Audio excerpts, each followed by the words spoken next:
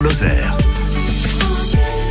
Bonjour Vincent Bouget. Bonjour. Vous êtes le secrétaire départemental du Parti communiste ici dans le Gard et l'Unimois également. Alors ces tractations continuent pour tenter de réaliser l'union de la gauche en vue des élections législatives. Mais construire un rassemblement, ça ne peut pas être ralliez-vous à mon programme et élisez-moi Premier ministre, a déclaré Fabien Roussel. Vous partagez son analyse ? Oui, bien sûr. Je pense que si la gauche veut demain gagner ces élections législatives, je crois que c'est possible après une élection présidentielle qui n'a pas permis d'aller au bout des débats et qui a bien souvent provoqué des choix par défaut. La gauche doit pouvoir se retrouver et si on veut gagner, on a besoin de tout le monde, de l'investissement de tout le monde, de l'ensemble des forces de gauche, de l'ensemble du peuple de gauche, des militants, des sympathisants et des électeurs.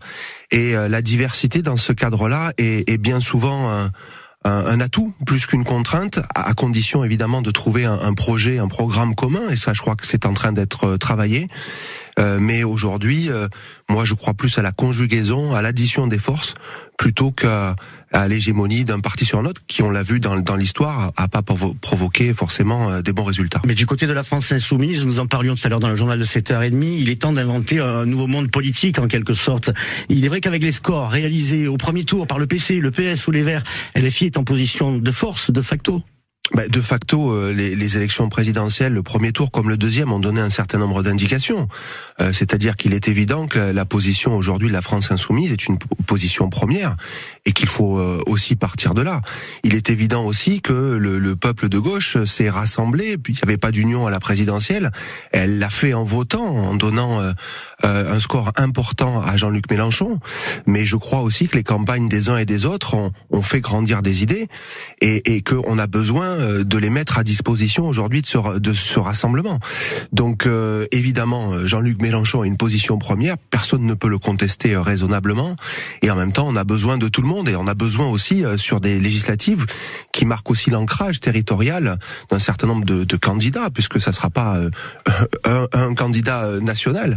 On va avoir besoin de députés qui soient inscrits sur le terrain. La force des uns et des autres, des communistes, mais sans doute aussi des autres, sera d'apporter cet ancrage-là. Et dans le département du Gard, on sait qu'avec ces militants et ces élus, les communistes peuvent être un atout supplémentaire, et nous avons l'ambition de mettre cet atout au service de ce rassemblement. Mais si on prend Nîmes par exemple, Jean-Luc Mélenchon est arrivé en tête au premier tour sur cette ville. Est-ce à dire qu'il faut lui laisser toutes les circonscriptions nîmoises ? Alors vous savez, après c'est des discussions nationales, c'est une élection nationale. Donc il y a des équilibres nationaux qui sont provoqués. Moi je serai respectueux de ces discussions nationales. Donc on verra bien ce qu'il en est.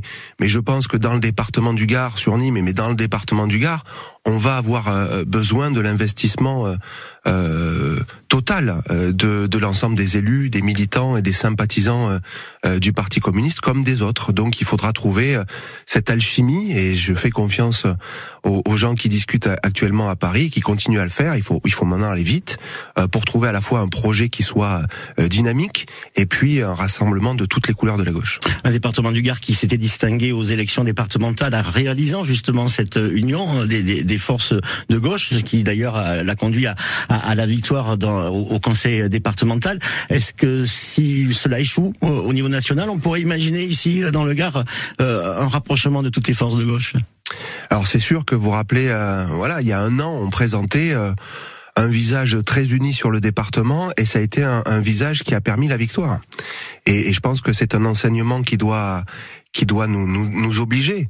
Après, c'est une élection nationale, donc il y a des logiques nationales. Donc je suis pas sûr qu'aujourd'hui on soit en état de jouer au Gard séparatiste, même si ici on a la pratique avec les insoumis, avec les socialistes, avec les écologistes.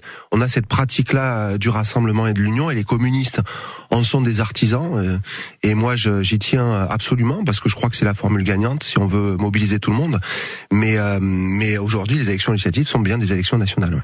Malgré quand même, vous parlez d'union, mais des thèmes, des actions politiques qui sont divergentes entre la France insoumise, entre le Parti communiste, le PS également, qui est entré dans cette négociation. Comment les surmonter ? La gauche a toujours été diverse sur un certain nombre de sujets. Est-ce que ces divergences sont trop fortes pour laisser le pouvoir à Emmanuel Macron d'un côté et on sait le programme qui peut nous attendre, ou à des députés Rassemblement National. Je le crois pas. Je pense qu'on peut surmonter un certain nombre de divergences et s'engager sur un pacte commun. C'est ce que les communistes proposent depuis des mois d'ailleurs. Est-ce que l'enjeu tout de même, ce n'est pas la disparition pure et simple, une recomposition? On le voit notamment à droite. Est-ce qu'à gauche, on ne se dirige pas aussi vers une recomposition complète avec la disparition de ces partis traditionnels?